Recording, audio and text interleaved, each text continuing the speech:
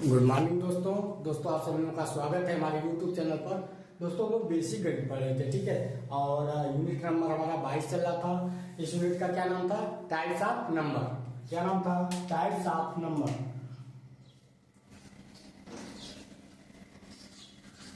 Types of number.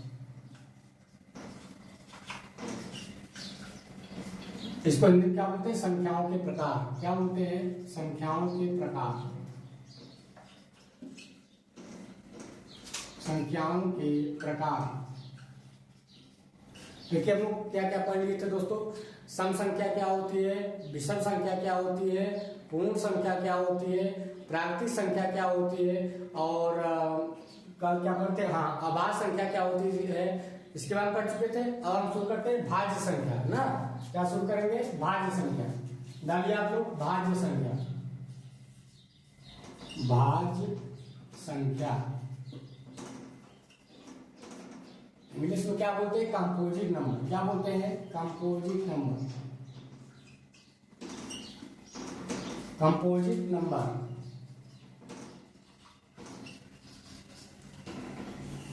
इसमें लिखिए वे संख्याएं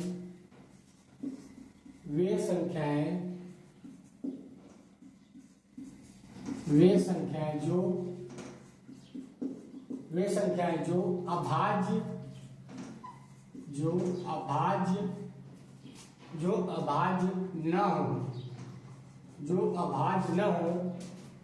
न हो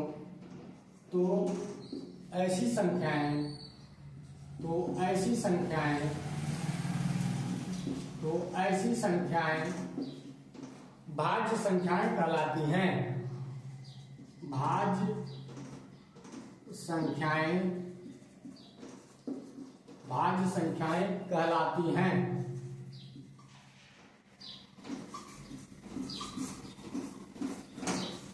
भाज्य संख्याएं कहलाती है।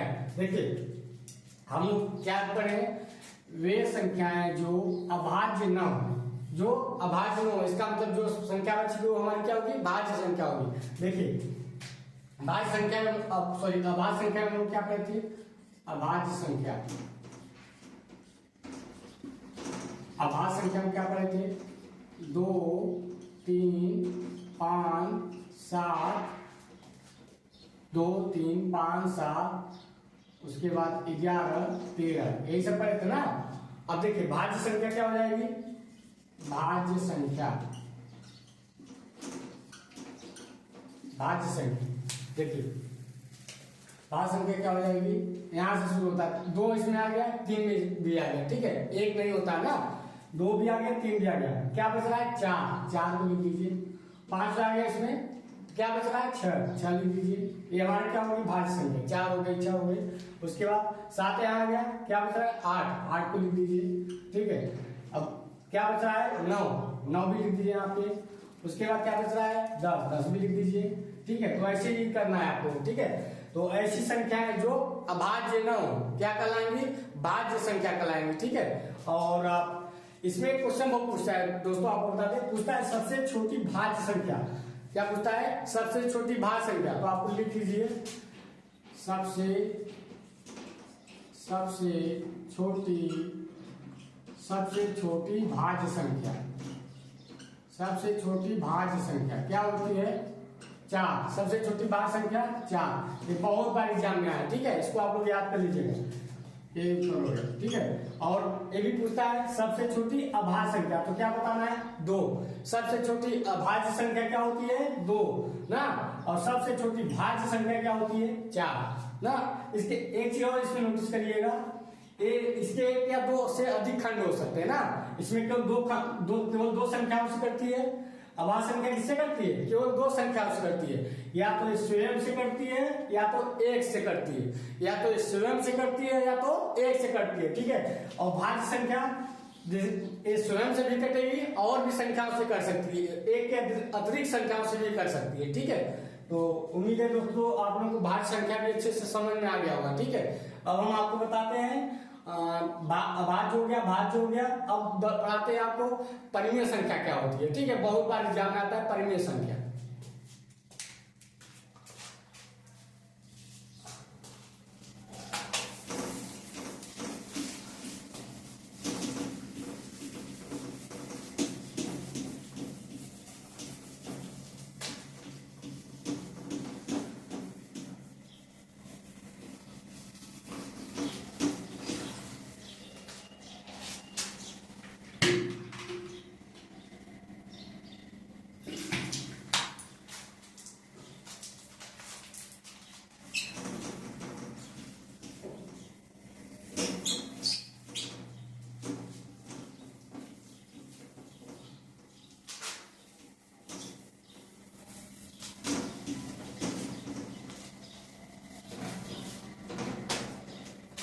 डालिए परिमेय संख्या, 7वां नंबर डालिए परिमेय संख्या। एक मिनट,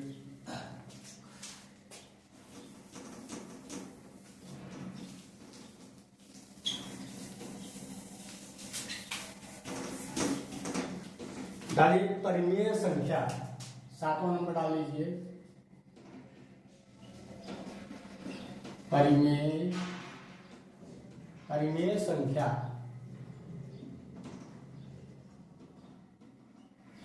इंग्लिश में क्या बोलते हैं? Rational number. क्या बोलते हैं? Rational number. रेशनल नंबर देखिए, इसकी डिफिनेशन लिखिए, वे संख्याएं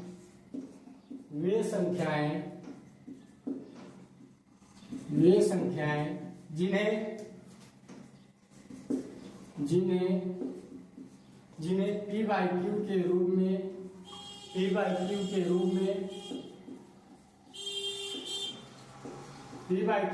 में लिखा जा सके,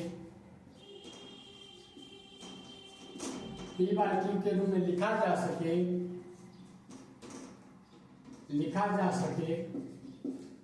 ऐसी संख्याएं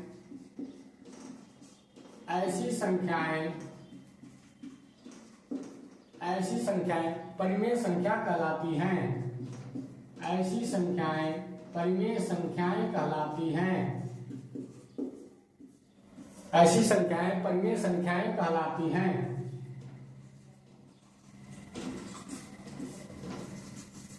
ठीक है, देखिए जहां ये भी लिख लीजिए, नोट करके लिखिए, जहां q is not equal to 0, इसको क्या बोलते हैं? q is not equal to 0, मतलब q का मान 0 के बराबर नहीं होना चाहिए। ठीक है, देखिए जैसे लिख लीजिए,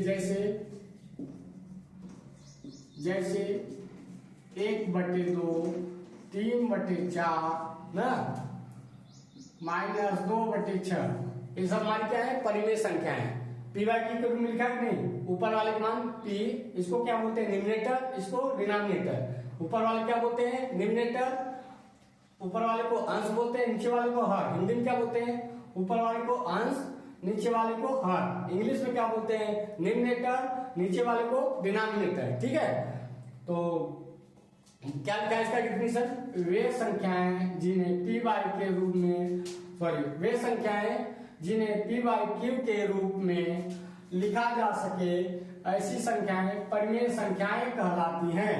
जहां q is not equal to 0, मतलब q का मान है 0 नजर आ रहा है, ये हमारा मान लो p है और नीचे वाला q है। q का मान 0 है, इन सब में नहीं है, तभी ये सब हमारी क्या है? परिमेय संख्याएं। क्या है? परिमेय संख्याएं। अगर यहीं पे लिख दिया होता 4/0, ये परिमेय संख्या है? नहीं है, परिमेय संख्या नहीं है। अगर मान लीजिए 1000/0 लिख दिया तो ये परिमेय संख्या है? नहीं है। ठीक है, परिमेय संख्या नहीं है, ये भी नहीं है, ये भी नहीं। देखिए एक चीज बता दे रहा हूं, बहुत बार एग्जाम में आता है आप लोगों को कंफ्यूज के लिए। देखिए 0/1 का मान हमेशा क्या आता है? 0 आता है। ठीक है, 0/1 का मान हमेशा क्या होता है? 0 होता है। अगर 1/0 का मान पूछेगा, इसका मान क्या हो जाएगा? इनफाइनाइट। हिंदी में क्या बोलते हैं? अनंत। क्या बोलते हैं? अनंत। लिख लीजिए, हिंदी में क्या बोलते हैं? अनंत। ठीक है, इंग्लिश में बोलते हैं इनफाइनाइट। ठीक है, और अगर एक मान हमारा दे दिया और अगर पूछेगा 1000/0 तो इसका भी मान क्या हो जाएगा? अनंत हो जाएगा। क्या हो जाएगा? अनंत। ठीक है, तो अभी और कुछ है परिमेय संख्या बताने के लिए आपको बता रहे हैं। जैसे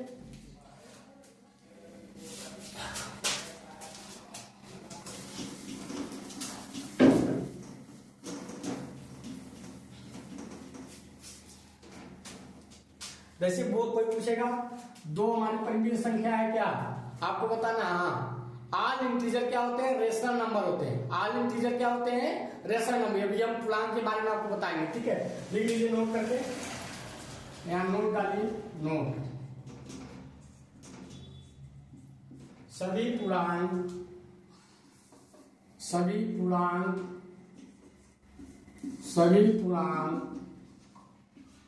पूर्णांक परिमेय संख्याएं होती हैं। सभी पूर्णांक परिमेय संख्याएं होती हैं। सभी पूर्णांक परिमेय संख्याएं होती हैं। सभी पूर्णांक में क्या क्या आता है, देखिए पूर्णांक में क्या क्या होता है, एक बार बता दे रहे हैं आप लोगों को पूर्णांक, ठीक है। अभी बताए नहीं कि बताएंगे जरूर पूर्णांक क्या होता है ना। यहाँ बीच में 0 होता है, ठीक है। उसके बाद दाहिने साइड हमेशा प्लस वाला सिंबल होता है, क्या होता है, प्लस वाला। इधर आएगा +1 +2 +3 +4, कहां तक जाएगा, इनफाइनाइट तक, प्लस अनंत तक, कहां तक, अनंत तक, इनफाइनाइट तक, ठीक है।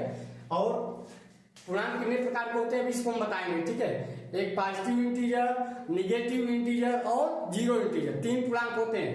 धनात्मक पूर्णांक, ऋणात्मक पूर्णांक और जीरो पूर्णांक, ठीक है। 3 पूर्णांक होते हैं। तो ये हमारा क्या हो गया, धनात्मक पूर्णांक, क्या हो गया, धनात्मक पूर्णांक। इधर क्या रहेगा, ऋणात्मक पूर्णांक, लिख लीजिए धनात्मक पूर्णांक, धनात्मक पूर्णांक।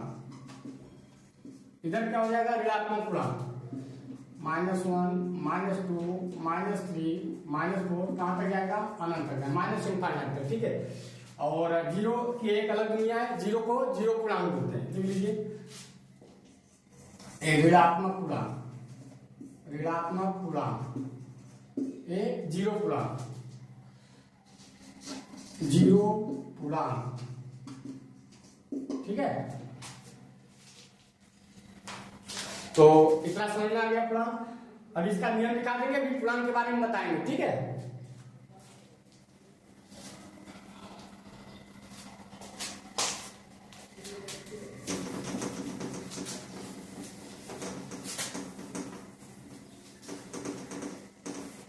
नियम क्या लिखे, सभी पूर्णांक परिमेय संख्याएं होती हैं ना, सभी पूर्णांक परिमेय संख्याएं होती हैं। जैसे कोई पूछेगा 2 परिमेय संख्या है, तो परिमेय संख्या है, क्या लिखे हैं, सभी पूर्णांक परिमेय संख्याएं होती हैं।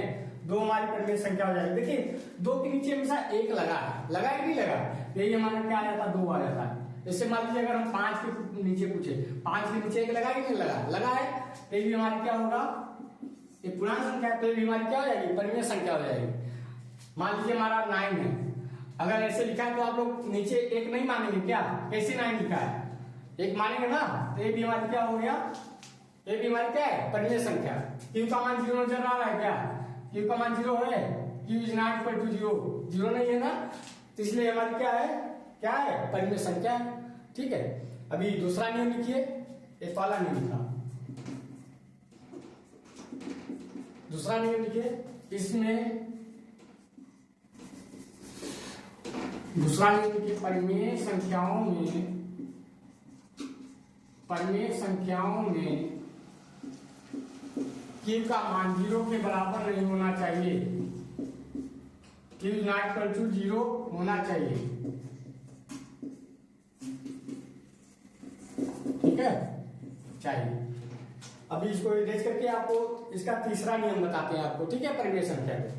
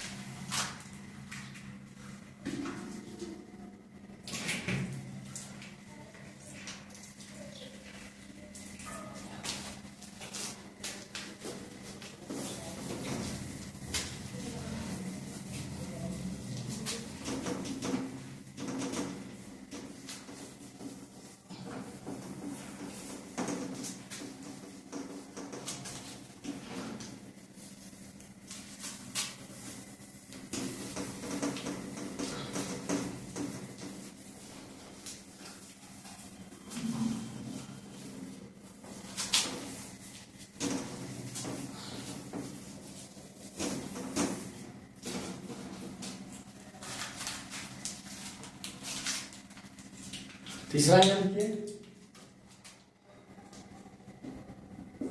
परिमेय संख्या का मान, परिमेय संख्या का मान, परिमेय संख्या का मान, परिमेय संख्या का मान धनात्मक, धनात्मक, ठीक है, ऋणात्मक, धनात्मक, ऋणात्मक तथा शून्य भी हो सकता है, शून्य भी हो सकता है, हो सकता है। ये तीसरा नियम है। जितने भी नियम हम बता रहे हैं दोस्तों, अगर आप लोग जान जाएंगे ना तो परिमेय संख्या से एक भी क्वेश्चन नहीं छूटेगा, आपका सब क्वेश्चन सही रहेगा, ठीक है। और चौथा नियम यानी जिस संख्या का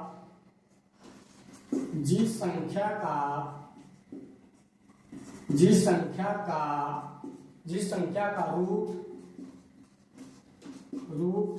बाहर आ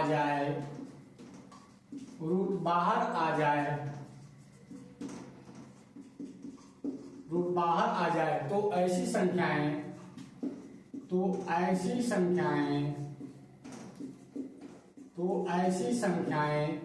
परिमेय संख्या होती है। तो ऐसी संख्याएं परिमेय संख्या होती है, परिमेय संख्या होती है।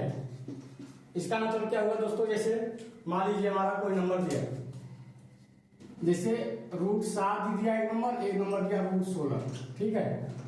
आप लोग को अभी रूट पढ़ाएंगे, आप लोग पढ़े नहीं होंगे लेकिन रूट एकदम अच्छे से पढ़ाएंगे, ठीक है। देखिए √7 बाहर निकलेगा क्या? नहीं निकलेगा। √7 हमेशा क्या रहेगा? अंदर ही रहेगा ना। और √16 देखिए बाहर में निकल जाएगा। कैसे निकलेगा?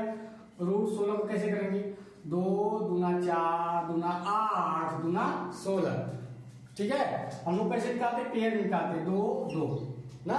जब पेड़ बनता है, जोड़ा बनता है, तभी बाहर निकलता है, ठीक है। एक जोड़ा इधर ले लो, 2 निकल गया। एक जोड़ा इधर का ले लो, 2 × 2 कितना आ जाएगा? 2 दूना 4, 2 दूना 4 निकल गया। तो √16 निकल जा रहा है बाहर, इसलिए हमारे क्या है? परिमेय संख्या है। √16 हमारे क्या है? परिमेय संख्या। √7 बाहर नहीं निकल रहा था, इसलिए हमारी क्या है? अपरिमेय संख्या। इसलिए हमारा क्या है? अपरिमेय संख्या। इसको लिख लीजिए, ये हमारी क्या होगी? अपरिमेय संख्या। क्या होगी? अपरिमेय संख्या। अपरिमेय संख्या। √16 क्या है हमारी? परिमेय संख्या। परिमेय संख्या, ठीक है। सिंपल है, जिससे पूछ लीजिए। मान लीजिए अगर मान लीजिए हमारा एक दे दिया इस तरफ, एक मान दे दिया हमारा, मान लीजिए 29 है, ठीक है। करेंट में दिया, रूट में दिया, एक मान हमारा दिया है 25। तो √29 तो निकलेगा नहीं ना बाहर? निकल जाएगा? नहीं निकलेगा, इसलिए हमारा क्या है? अपरिमेय। तो